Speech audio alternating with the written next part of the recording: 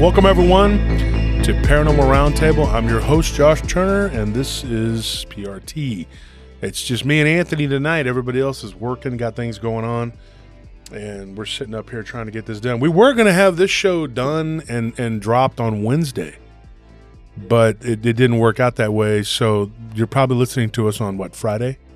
After Thanksgiving, and tomorrow's the big game where UT beats A&M. Watch this go down the other way, and then people was. So in case they lose, I apologize in advance, but I can. Well, tell it's not going to matter because I can always go back and edit this part out on the YouTube upload. So it doesn't there we go. It's just a football game. It's just really important to me. That's all. It just means a lot. It doesn't matter. It's just everything to me. So there's been a lot going on in our lives, a lot going on, a lot happening. One of the things I had made a post on Facebook. I just wanted you guys to know we're fine. We got through a very tough, trying, challenging thing, and we're done. We're not going to talk about it. And I didn't have to go to a pawn shop or sell anything. Yeah. We did. We got it done. Somehow we found a way. Friends and family stepped up, and we got it taken care of. And I'm excited. I'm happy. It's a very major step in our lives. It's a turning point, definitely. It is. And so that's all right because we'll fall on hard times sometimes, and then we'll rebound. But you'll be ugly forever. So we won, and we won bigly as always. What do we do? PRT, we win. So, and if you want to win, join the Patreon. The Patreon is a good way to support the show. $10, $20, $30, $40, $50 tiers. I've explained it many times on what it is. Just join the Patreon. You'll get a swag bag after 60 days, and then you'll get another one after 6 months. So you get 2 swag bags, and then you get one every 6 months. So you'll get more when the updated new merchandise comes out. You'll be the first one to get it. We give away books from many authors, autographed books from different people, and it's a great way to support the show. It's probably the best way to support the show. So what else we got? We got the Paranormal Roundtable group. We got Paranormal Sound Table. Go to Paranormal Sound Table. That is Nellie's music that she's written, not AI generated, nothing or another. It's all music that she wrote, and so I only helped a little bit with 2 different songs, and I can't take credit for anything else. And then we have, like I said, the Paranormal Roundtable group on Facebook. Let's see. Oh, the Random Files. The Random Files is Nellie's new YouTube channel. She's going to start doing stuff on there. Now, tune in for the live stream. For you guys that listen to us on Spotify or the other, like Apple or whatever we're on, just listen to us on the live stream, okay? Because tonight, if this came out on a Friday, that means that yesterday was Thanksgiving and we did a show, more than likely. So you missed out, Join the live streams because a lot of our shows that we do are about the live streams. They're the live streams have a lot of we've done a lot of work, and we put a lot of effort into the live streams. In fact, this live stream here, we debated, and I guess at the last minute I decided we're going to go ahead and this is to be the continuation from a live stream from last Sunday. And it was about without further ado, we're going to talk about that. We had interviewed a person named Stella who had some land out in East Central Texas, and that land, that area I've seen stories about it all over the internet. I've seen stuff on Reddit. I don't really go to Reddit much, but people will send you things and say, "What do you think of this?" And I just remember reading a story about a crawler, and then there was another one and another one. So there was a lot of activity that went on at that place. And we talked about it on Sunday's live stream. And so go back and listen. There was a whole history of that ranch and what was going on. It was a ranch/farm. And a lot of different people had lived there. Things had changed hands back and forth. Well, what we're going to talk about tonight is going to kind of pick up where we left off, because I wanted to get into Stella's encounters, herself. We got into Dwight. That was somebody that's her son, and then his girlfriend that became his wife, and we got into their stuff. Now, there was a farm that was there called the Puller Farm, and there was an African-American family after the Civil War that had that land, and they were really close to Stella and her family's, and it was her grandfather's father, basically. Now she's she's up there in age. She's in her 80s, but she's still sharp. She's not one of these, she's not forgetful or anything like that. She doesn't have dementia or anything. She's pretty, and she's funny. She's actually a pleasure to talk to. I enjoy talking to her, and I enjoy talking to Dwight. And his cousin, they called her Sissy. Now, one of the things that Sissy told me, and I wanted to save this, we started getting into the dogman encounters. And we only talked about one, and that was Dwight's, who became his wife. She had one when she went down by the creek. So she was the first one, in this modern era to describe a dogman. Prior to that, what happened was Laurel, which is Dwight's younger sister, her and Sissy, the older sister, and then his brother, now it was 4 of them, they all had encounters with different things. But Stella was the one who said, look, me and my brother have had encounters for a long time.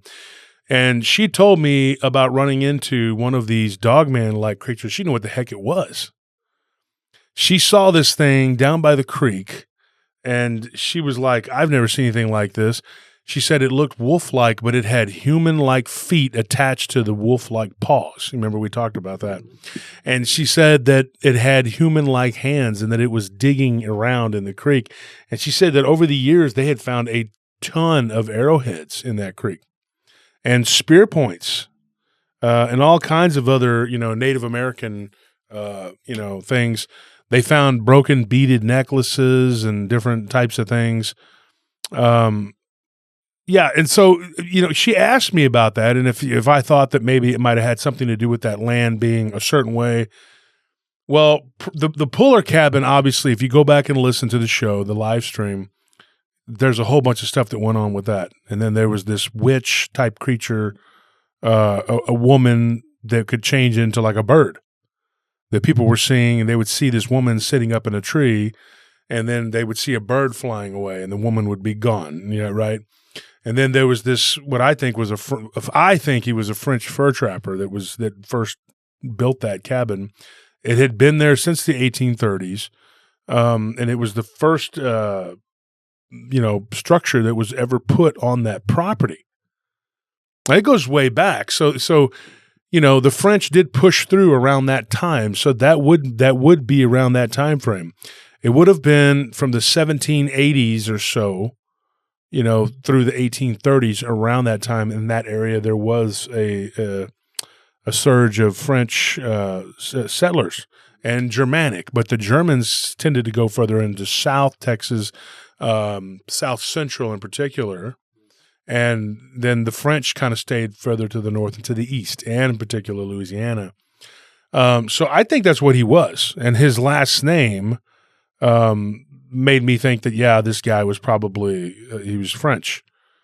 And so when you started looking into these people, the way that described it, it was like a ghost is what it was. I mean, at least I think that's what it was. I mean, and so, but there were Bigfoot encounters there. And different kinds. There was this Bigfoot type creature that had a weird, like a really flat face. It had like black eyes, big bulbous black eyes, completely black, almost like an alien face with a Bigfoot body, the way they described it. There was this Bigfoot creature that was encountered that was spitting out black goo. We talked about that one on the last Thursday's episode.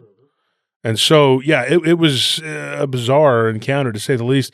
And then you had this other thing going on, this werewolf-looking creature that appeared to Dwight's wife. And so, of course, she had a funny story to talk about Dwight. Like, she was like, he was the ugliest boy. Mm-hmm. She goes, he had big old ears and a bunch of freckles. And she was like, he was a stereotypical redhead stepchild, like ugly, soulless ginger. But then when he got older, she's like, his hair turned more of a blondish, brownish color. with a little bit of red, you know. And she's like, he grew into a handsome man. Yeah. And he's a very handsome man or whatever. And because I could hear him in the background, he goes, but you still love me, right? And she's like, of course I love you.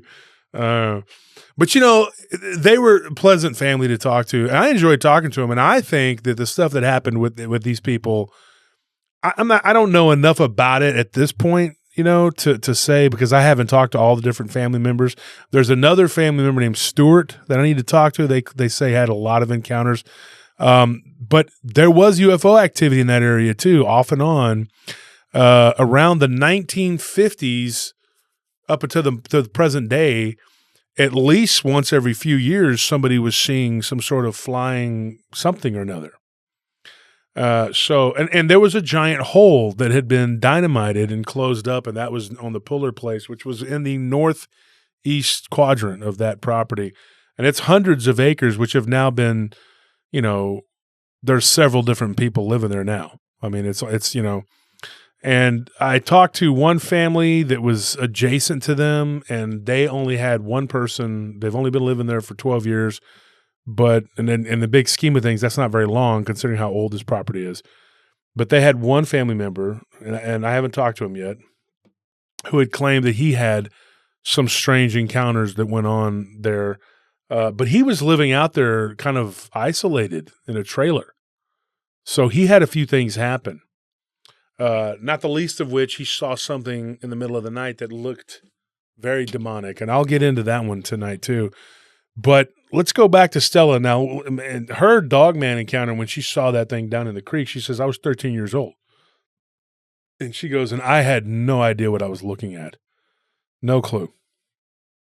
She said it just looked like a weird, mal-shaped, disfigured wolf. But then she started noticing when it stood up, kind of with its knees bent, like it was like how a dog begs. Yeah. She said that it looked man-like, So her and her brother ran back to the house. They were terrified, and their dad threatened to take a switch to them. And back then, of course, that was getting a spanking. We go get a switch off a tree and get spanking. I've been hit with a switch. Believe me, it's not fun. And so she said, we didn't talk about it anymore.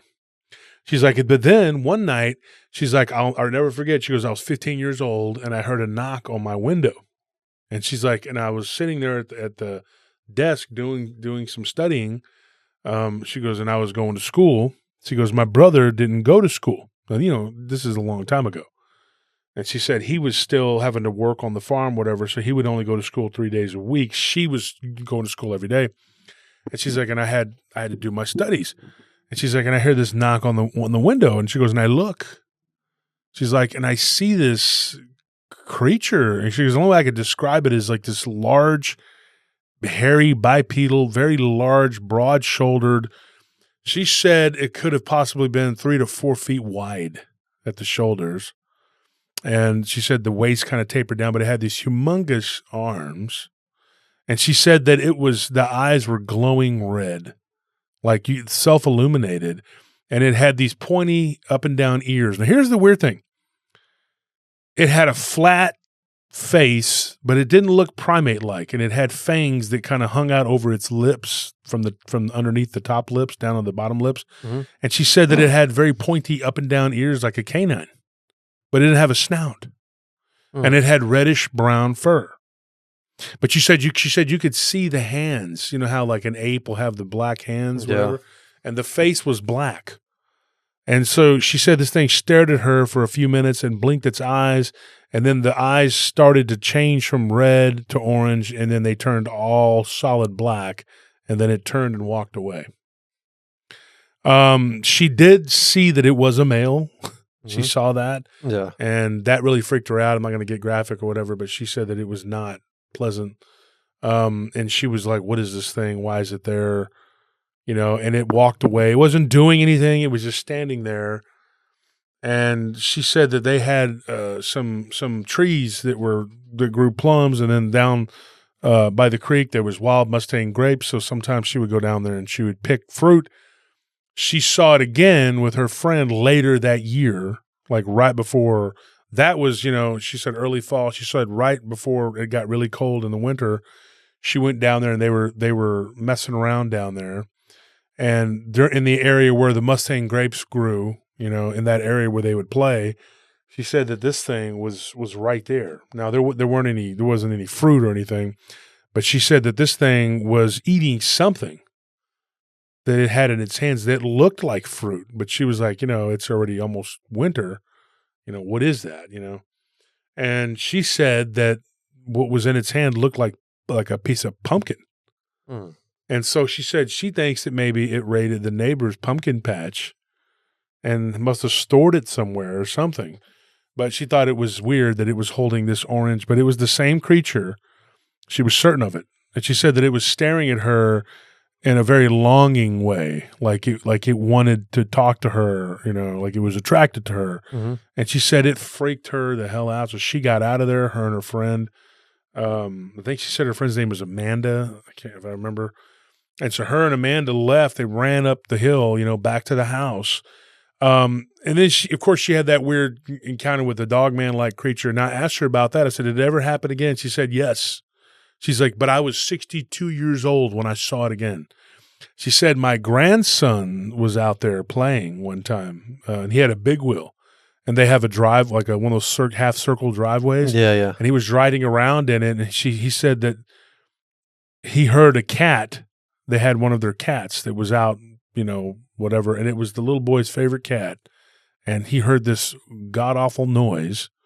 And then the boy got up off of the big wheel and went and looked, and he saw this big, gray, hairy, shaggy wolf man, as he described it, grabbing the cat and holding it in its mouth, and it was lifeless. And so her grandson, who was all of like 5 years old, witnessed this, ran inside the house and told her, and she said that description fit what she saw to a T. Well, her husband, you know, at the time, this is right before he passed. She's like, he was not one to take, you know, losing. He already lost one of his hound dogs. He had 3 coon hounds, and one of them got taken by something. He also witnessed seeing this Bigfoot type creature, the exact same thing that she saw. He was 54 when he saw that one, and he was coming back home, you know, from the market. And so it was standing on the side of the road, but its ears, like, you know, the big, weird, pointy ears, that's bizarre, dude. I mean, what is that? That's not like a Bigfoot, and it's not really a dog, man, because and you can't really say a gugwe because, you know, the gugwe has the snout. Mm-hmm. This is just a flat, wide-faced, weird creature. Yeah, because the gugwe kind of almost resembles like a baboon, right, with the snout. Yeah, it's like a short-faced, you know, yeah. Yeah, that's what makes me think that it's like a person who maybe can't quite get the transformation correctly, you know, like a shapeshifter, but they're amateurs or just starting out, you know, just learning how to do it. And they did have some people who came onto the property, and they did look at some of the artifacts that they had found, and they confirmed that it was Kiowa, more than likely. Kiowa were probably as notorious and vicious as the Comanche. There weren't very many of them, thank God. But they were just as vicious and mean as the Comanches, and they were literally the only neighboring tribe that the Comanche respected and got along with. Now, the Comanche traded with the Cheyenne and the Sioux, or the Lakota, quite often because they were all 3 very strong horse nation people. So they would make special trips to trade and have big powwows together. And they would wrestle and fight and do things like that, but there was never any warfare between them. The Cheyenne and the Comanche and the Lakota had a very serious mutual respect for one another. But anybody within Comancheria or close to it, which the Lakota and the Cheyenne were not, was considered an Apache, which was considered enemy, but not the Kiowa. But the Comanche, whereas they did not really adhere to any sort of gods, they only had the Great Spirit. That's the only thing they thought of, was just there was this God that lived in the heaven, and he was responsible for creating everything. That was it. There was no other nothing.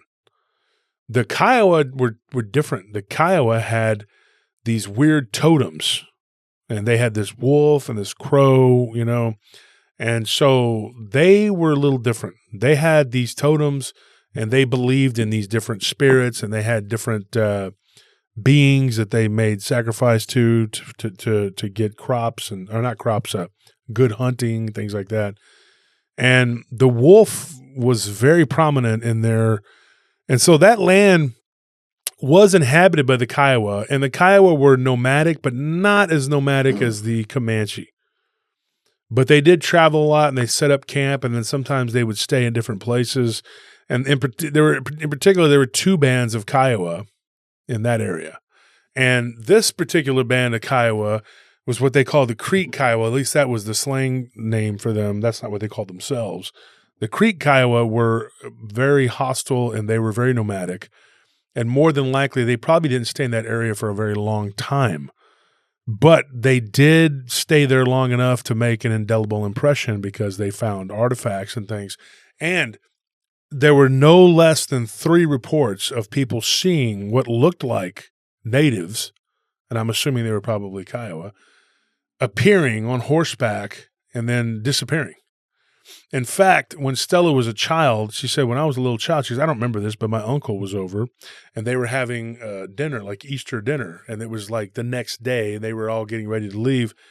And they hear this like horses, like stampede of horses. She goes, and I was in the room playing inside with my 2 female cousins.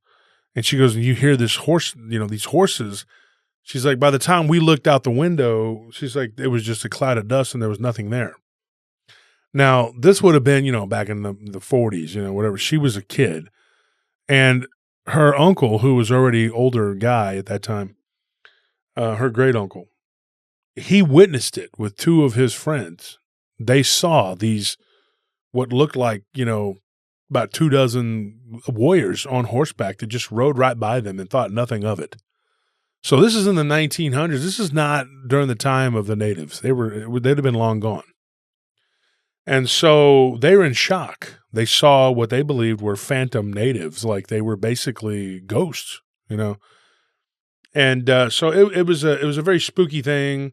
There was another time where one of their friends, they had a big get together. It was a birthday party for some neighbors that lived down the county road, the other side of the county, and they came and they used their land to have a big birthday celebration down by the creek. It had been raining and there was a lot of water.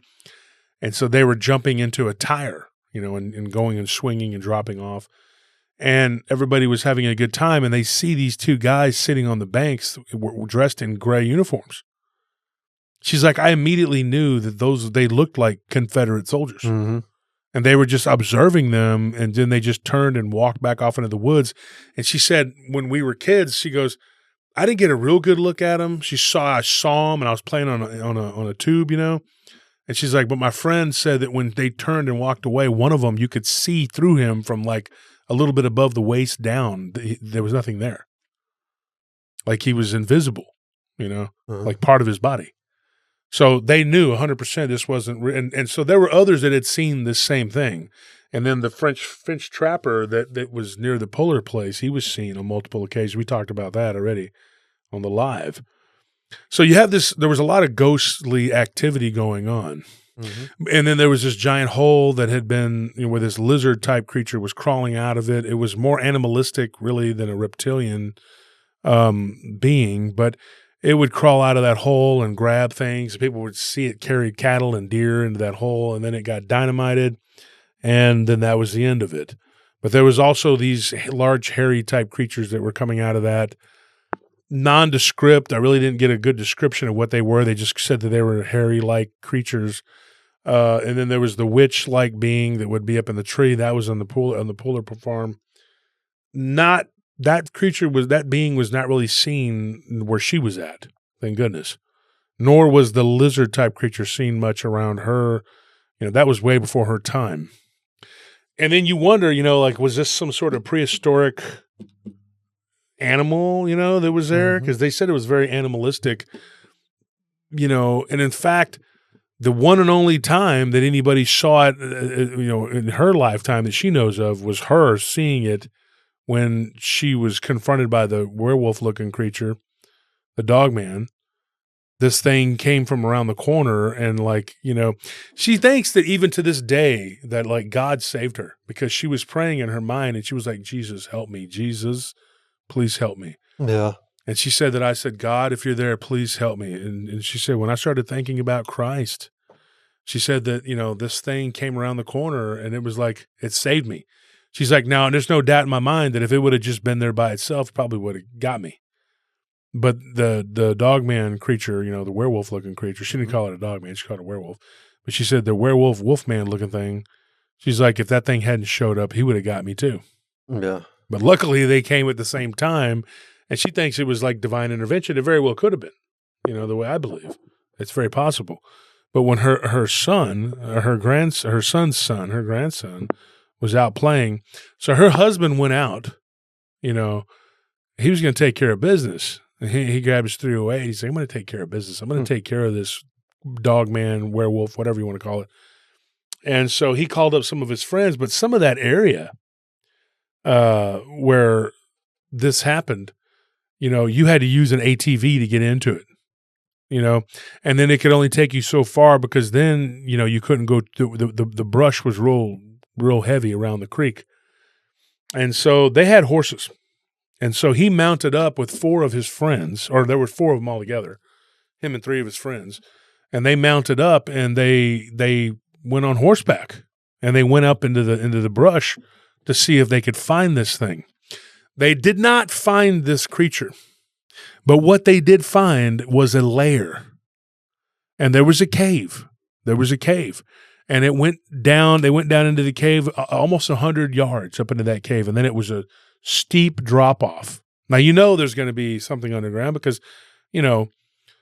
several hundred yards from that cave where they found the puller place, there was a giant hole that had been dynamited. Yeah. So when they went into this cave, they said they saw hundreds and hundreds of bones. Oof. So, and I'm not saying they didn't tell me that this was Dogman, that did this. They don't know. They don't know if it was this werewolf-like creature that took the cat that Stella saw when she was a child. I mean, it would have been. Dwight's wife saw it, when she was a kid down by the creek, So we don't know if this creature was responsible. Now, there were many people over the years that saw this werewolf-like creature. This thing could have been the Bigfoot type creature that saw it. Another odd thing, this is kind of just a little sideline, there was a giant snapping turtle that Stella claimed was hundreds and hundreds of pounds, that was found in the creek. And when it dried up, I guess this thing was deceased, and they took it to the state fair back in the 70s, and not the state fair, I'm sorry, the local fair, county fair, whatever, and showed its shell. And it was it was very prehistoric looking, but it was not some relic fossil. No, it had been alive very recently. So they found this thing, and so, yeah, I think it probably ended up there from the San Gabriel, because there was a creature called Oscar that was from the San Gabriel that had so a lot of people claimed that Oscar was a giant snapping turtle when I was a kid. People would claim that they had seen it back in the 80s. And so this could have been, I don't think this was Oscar, because this predated, when Oscar was seen all the way up to the early 90s. This guy, he was something else. So it's probably the same species. Yeah. But snapping turtles have been accused of even killing large apex predators like great whites and orcas. And I'm talking like these saltwater, But it reminds me of that Dunkley osteus. Mm-hmm. Dunkley osteus was a creature that existed millions of years ago. I don't know exactly. I think it's something like 300 million years ago or something like that. I don't know. You can look it up and see if that's correct. It's 300 and something million years ago, like a long time ago. A lot of people would say, well, the Earth hasn't been around that long. It hasn't been, blah, blah, blah. Well, bull crap. It's 4 billion, okay? So in the big scheme of things, 300 million is nothing. It really isn't. But if you look at the Dunkley osteus creature, it's like this snapping turtle, but enlarged, the head, huge. Yeah, it's like a huge snapping turtle's head with like fish body. Yeah, with like fins and a tail on it. Yeah. and only the front part of it, like part of the back and then the head, were like this giant armor shell, and the rest was like cartilage. Mm-hmm. It was like the cross between a snapping turtle, a giant fish, and a shark. And it ruled the seas for millions of years. It was the apex predator in the ocean, and it's a terrifying creature. It just bit you in half. That's what it did. But anyway, snapping turtles are creepy. They're scary.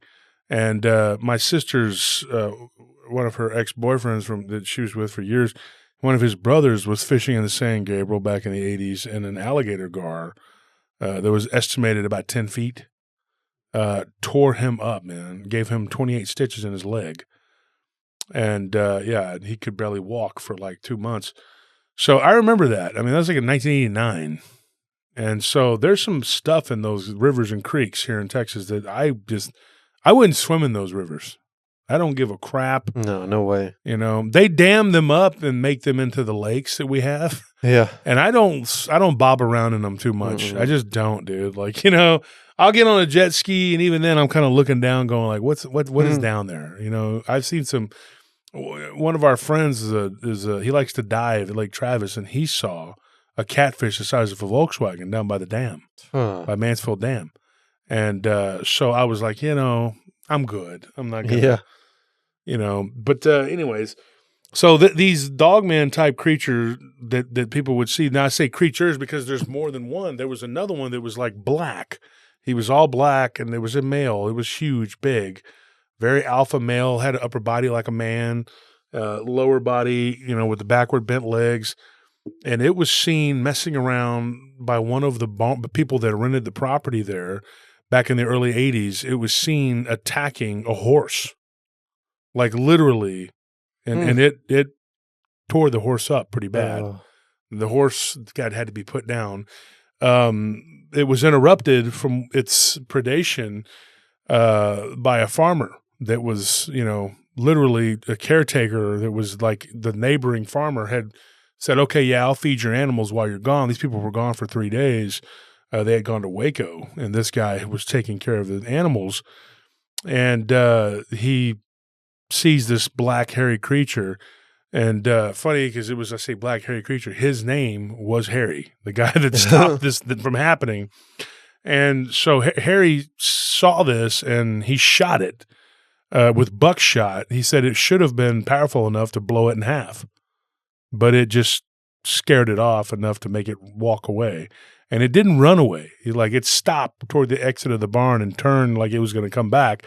Very bear-like in its movements. And I wonder, because, you know, we get reports of the bear man. I thought about that. And I said, Stella, is this guy still alive? And she goes, oh, no, he passed away a long time ago. She's like, my husband's friend would go hunting out on the far east, southeast corner of the property. And then there was some other people named the Bishops that lived on the other side. And so they would let people, you know, like they split this little section of the property, both with the Bishops, and they would let people hunt on either side of it. And so she said that he was on the property on that southeastern corner, which led into the Bishop's southwest corner of the property. And this guy was her husband's friend, you know, and he had. I thought she was talking about a female because his name was Gale. Mm-hmm.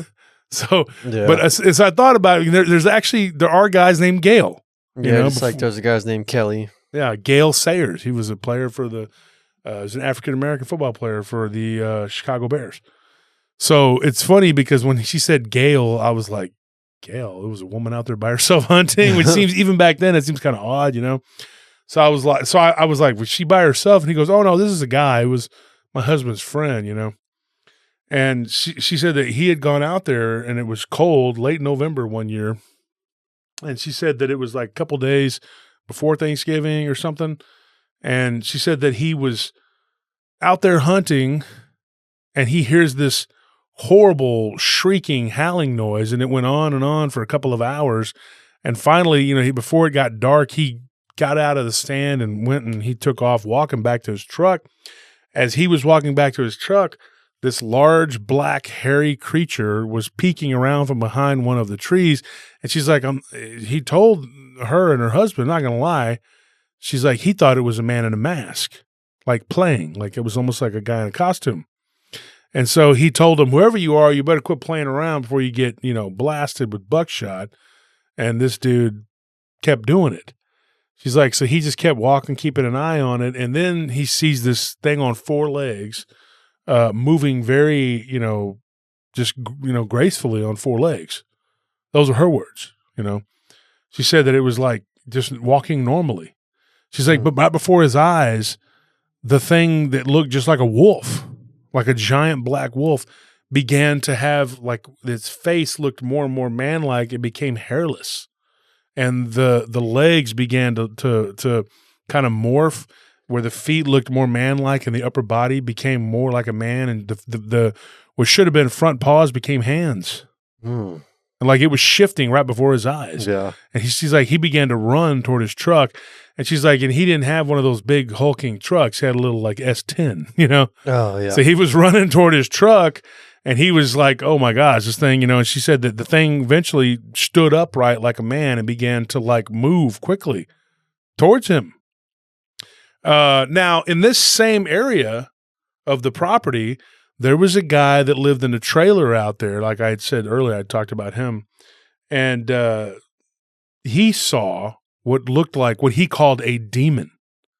Okay. Now, this other guy, Gail, he got away. He got away from it. But she's like, to the day he died, he was always talking about it. He had cancer, and on his deathbed with pancreatic cancer, he talked about that like a couple of days before he passed.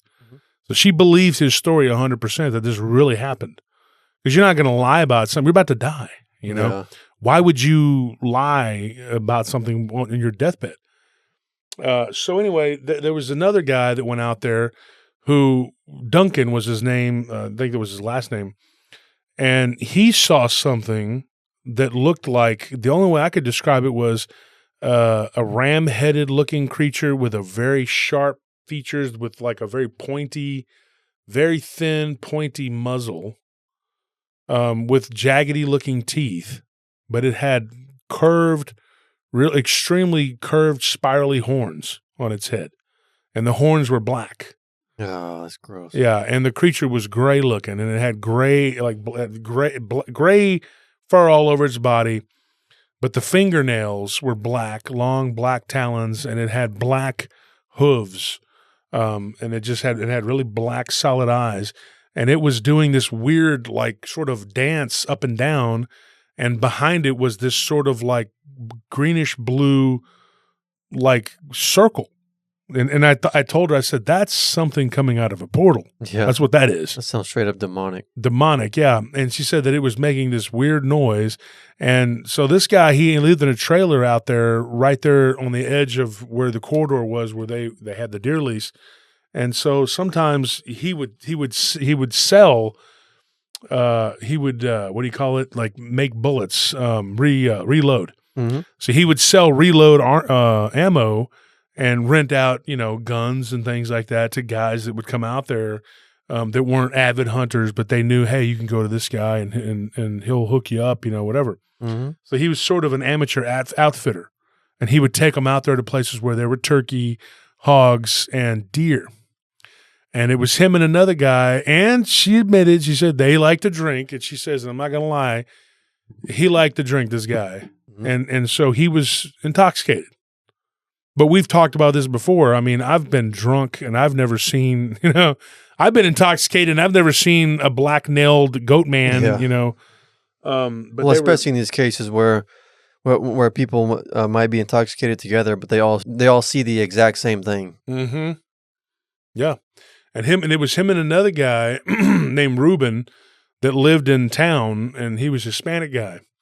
And his family, I guess at that time, they had a taco stand or whatever, and he'd been wanting to go hunting. So he goes out there, and his first trip out there, he sees this El Diablo, this demon, And so him and Duncan were just frozen with fear. They were like, and so they stood there watching this creature until eventually it like just turned and like started running really fast at a weird angle away from this, what I think was a portal. Never looking in their direction. Luckily for them, they never paid attention to them. They were only about 35 yards away from it, according to what, she told that, because I said, how far away? She goes, I think it was about 30, 35 yards. Yeah. Going by the footage, about 90 feet, whatever. And so I said, yeah, I think that's too close for comfort for me. Yeah.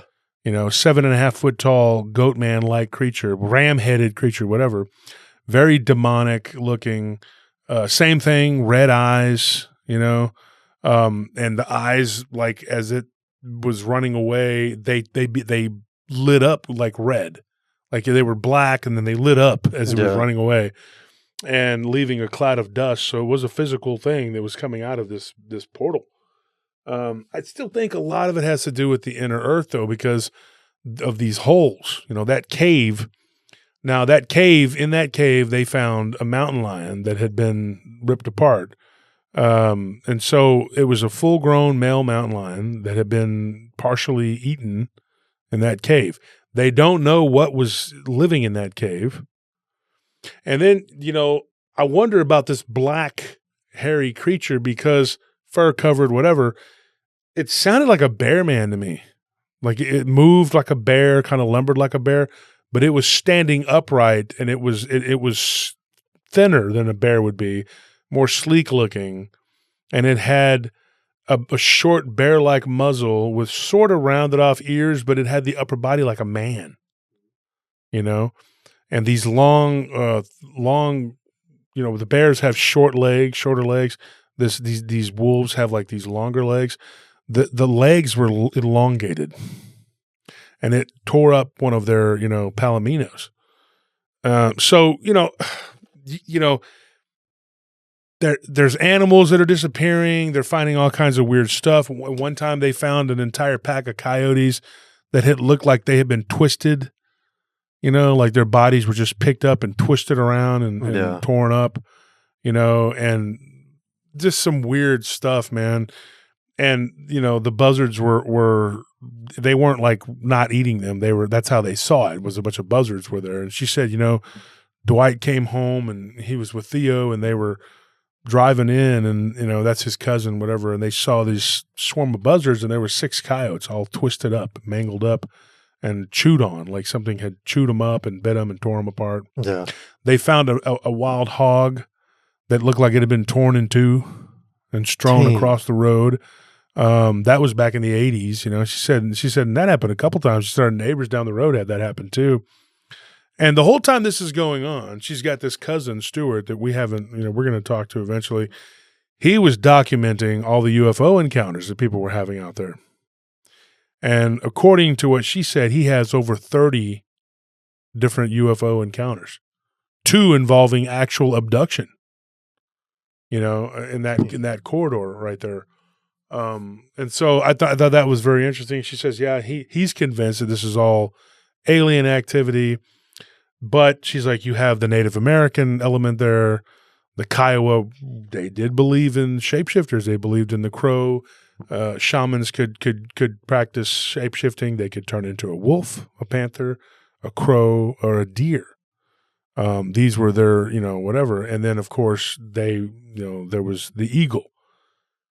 And so you had these different types of animals that they believed that you could shapeshift, and they would dance around their totems until they got exhausted, and then they would collapse and go into like this trance-like state.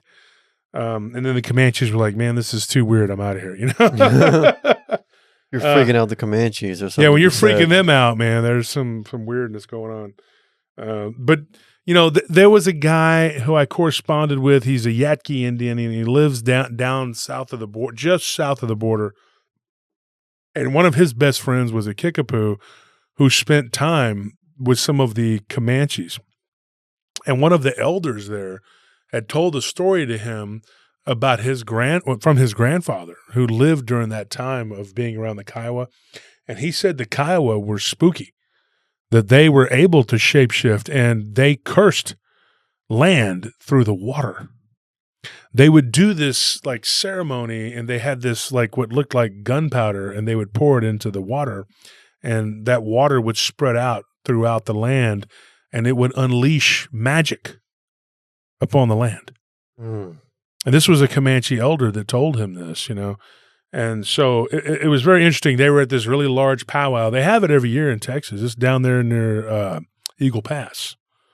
That's probably where I think my one encounter with what may have been a skinwalker as a coyote. Of course, I talked about this before on the show, the Cabela's incident. It was more of a nuisance than anything else. And then, and I'm convinced that that's what it was. And people say, well, how could all these things could have happened to you? They happen to you too. You just don't pay attention. Yeah. I think most people have more paranormal experiences than they even realize. They don't even get it. I mean, I was talking to a guard one day, and he was sitting there telling me about some woman that was the building we were working at when I was working with this company called APS. And he was sitting there telling me and the other guard about this person that he would talk to on a regular basis.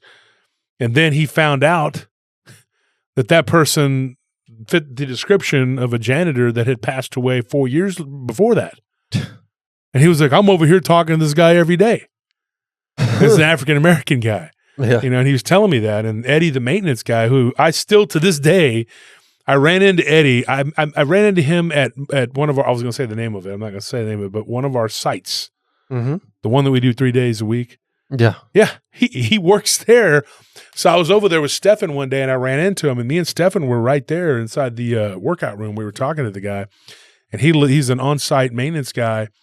And we were talking about that incident, about that guy, that his name was Charles, the guy that said, hey man, I was talking to this dude every day. Yeah. And the maintenance dude was like, that's one of the janitors. He passed away, like, I mean, that was like in 1995.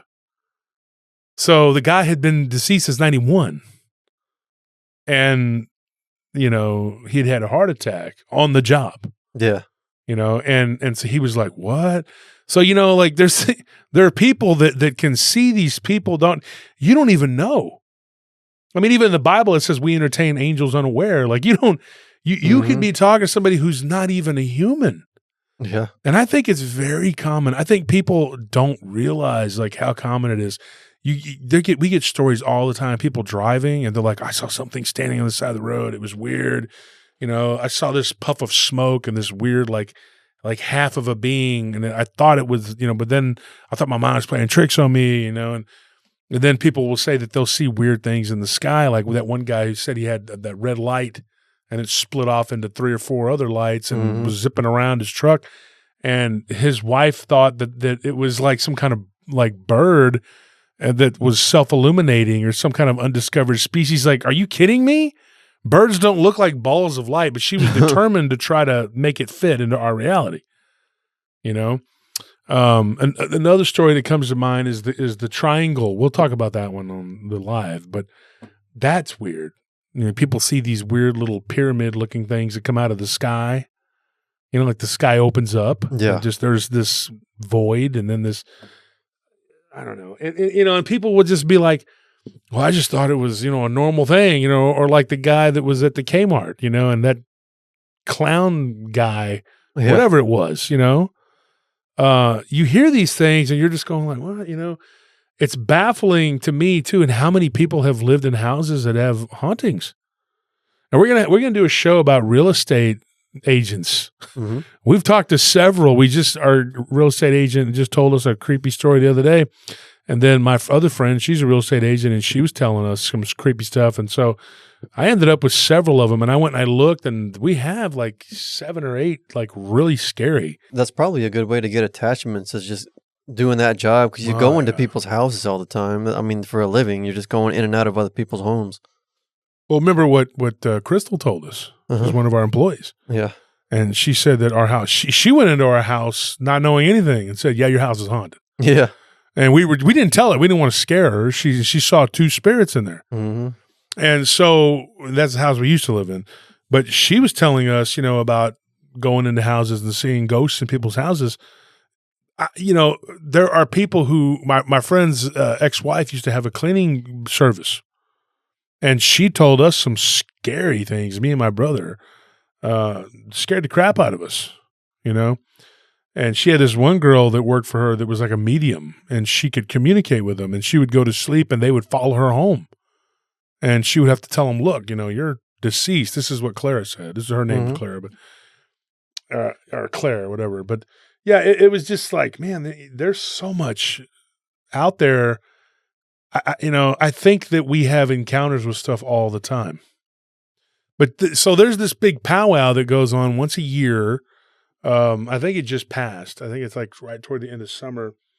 But it's down there near Eagle Pass, right? I know. There's a few of them, but that one there in particular. And so, you know, this one of these elders, you know, that went down there to the big powwow, and it's open to any tribes. It's mostly people from Texas, you know, the Lipan go there, you know, and they have their whatever. And so this guy who was a Kickapoo was really good friends with a Comanche elder, and there's not many full-blooded Comanches left, but there's a lot of mixed Comanches. I'm one of them. I'm a mix. But they talk about the Kiowa with like reverence, but also the Comanches aren't afraid of anything unless it's supernatural, you know? So they kind of had this weird apprehension, you know, toward this tribe of crazy people, you know, that were very warlike and violent and matched them with their ferocity.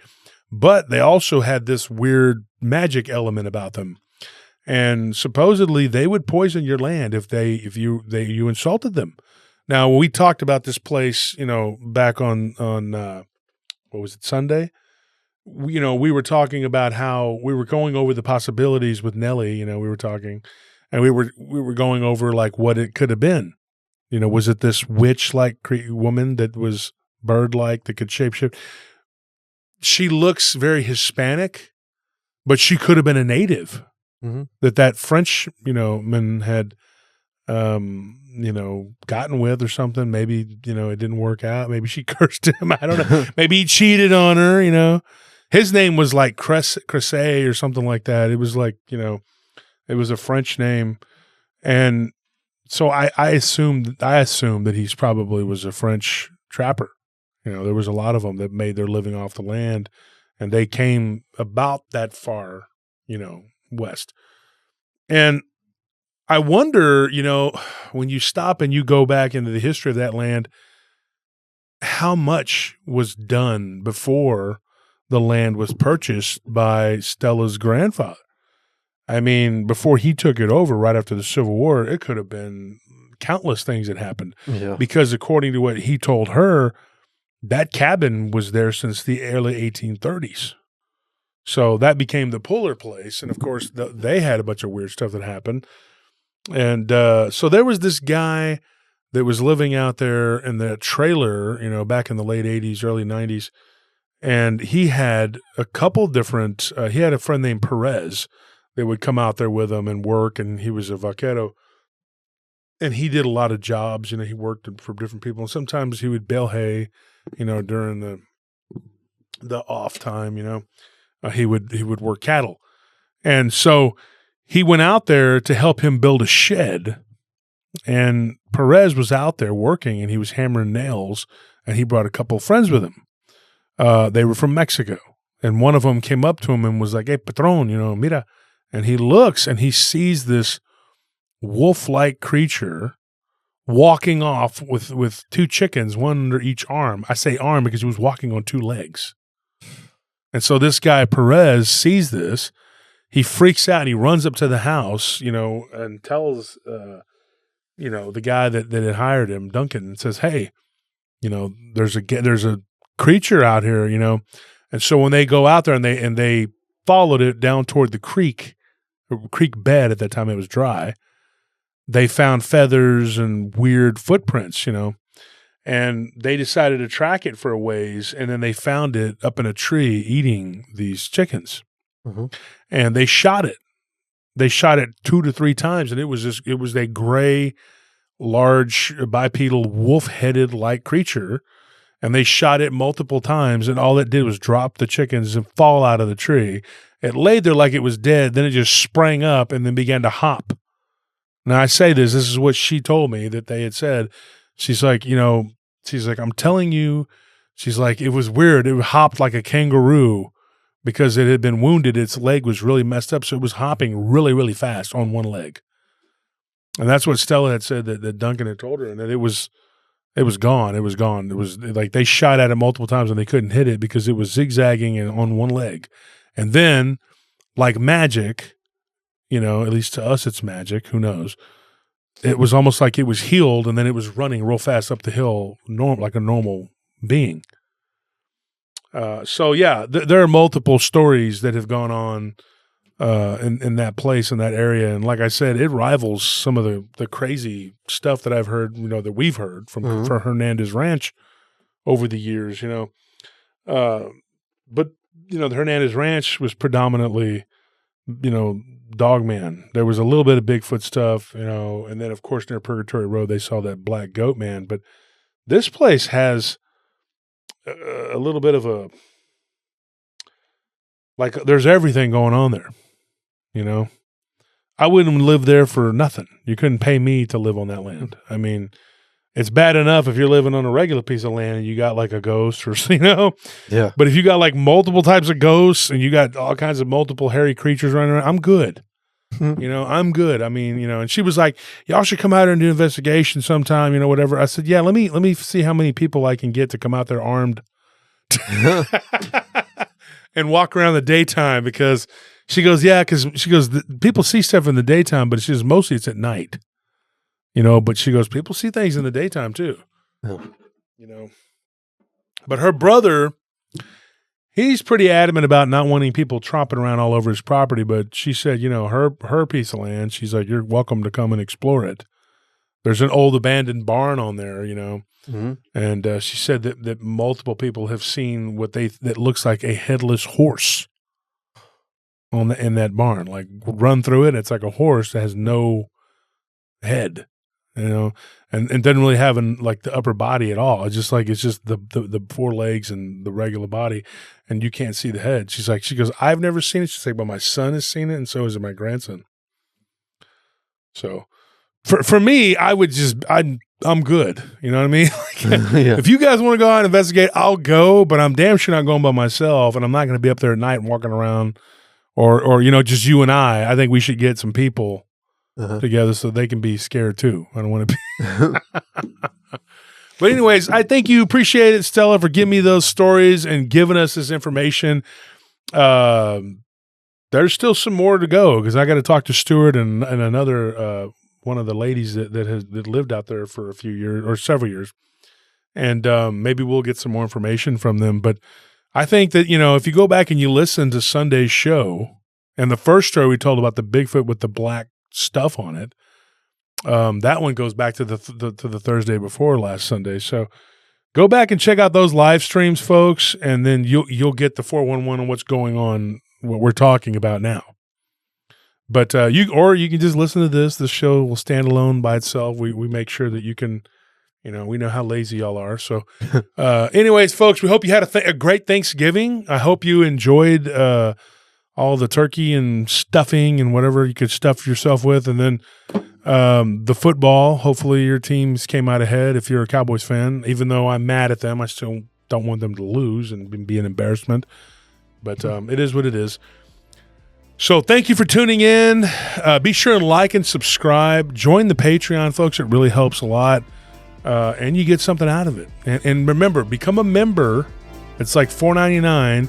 And then every Sunday night on YouTube, we do a giveaway. And you can be entered to win a lot of cool stuff. And so thank you for tuning in. And for me and Anthony here at Paranormal Roundtable, good night.